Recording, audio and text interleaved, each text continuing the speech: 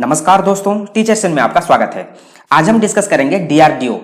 यहाँ junior research fellowship JRF and research associate RA का vacancy निकला है और इसके लिए आपको जो सैलरी मिलेगा 31,000 से लेकर 56,000 और कोई भी मीन्स यूजी पीजी के साथ यदि कोई नेट पीएचडी किया है तो ये यहाँ एलिजिबल है अप्लाई करने के लिए। तो चलिए चलते हैं उसका ऑफिशियल वेबसाइट में और वहां जाकर हम इसको डिटेल्स में डिस्कस करते हैं। शुरू करने से पहले मैं आपको बता दूं कि हम यहाँ टीचिंग रिलेटेड सारे के सारे studies, competitive exams and jobs के बारे में डिस्कस करते हैं। तो जिन्होंने अभी तक हमारे चैनल को सब्सक्राइब नहीं किया है, सब्सक्राइब कर लीजिए। फ्यूचर में जो भी नोटिफिकेशन आएगा आपको सबसे पहले मिल जाएगा। तो ये आप देख सकते हो, ये है डीआरडीओ का ऑफिशियल वेबसाइट और ये नोटिफिकेशन देखने के लिए आपको देखिए यहाँ ऊपर मेंशन किया गया है कैरियर्स। मैं इसको थोड़ा सा जूम आउट कर लेता हूँ। हाँ, तो यहाँ देखिए ऊपर मेंशन किया गया है कैरियर्स का ऑप्शन, तो हम इसी के ऊपर क्लिक कर लेते हैं। तो ये है इसका कैरियर पेज, जहां आपको कैरियर रिलेटेड बहुत सारे इन्फॉर्मेशन आपको मिल जाएगा।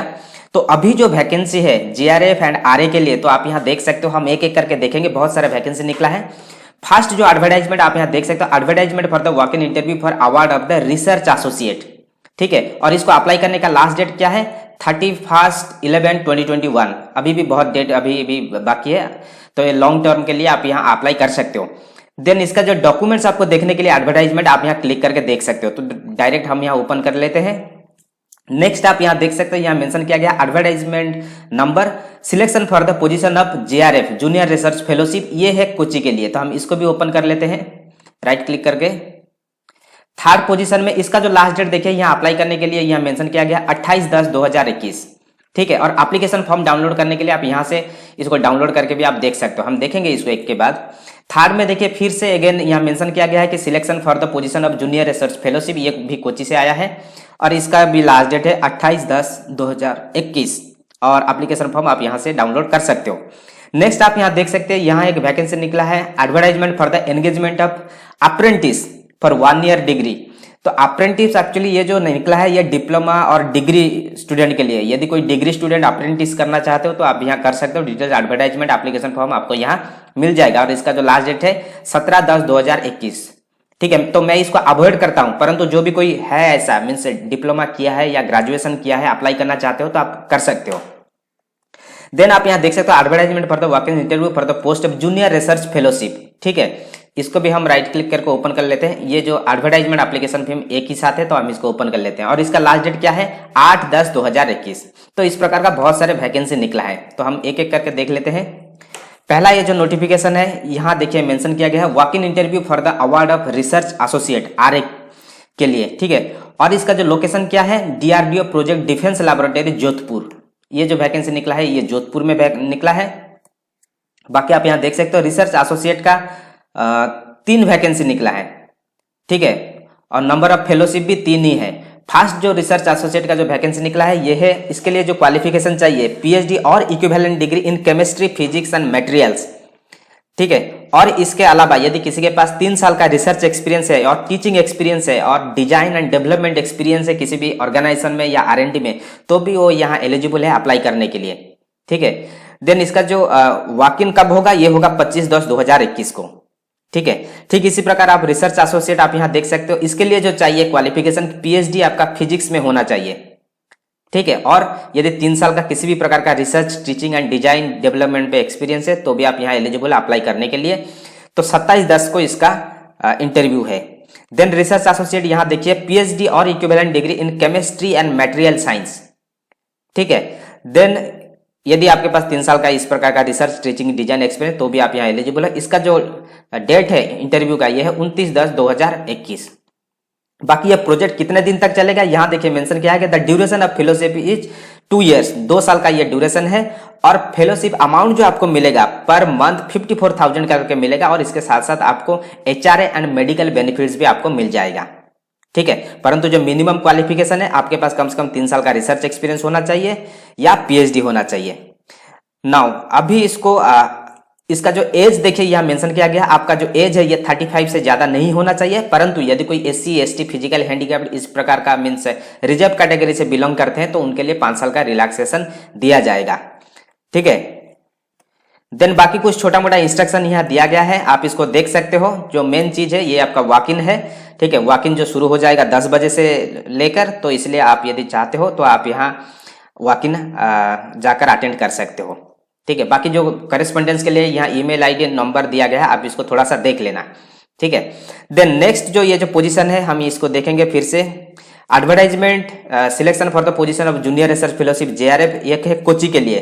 तो हम पहले इसका जो एडवर्टाइजमेंट है इसको देख लेते हैं। तो ये जो वैकेंसी निकला है आप यहाँ देख सकते हो, defence research and development organisation, government of India, ministry of defence, naval physical and oceanographic laboratory. ठीक है, ये जो आप जो करोगे, ये जो लैबोरेटरी का नाम है ये novel physical and oceanographic laboratory.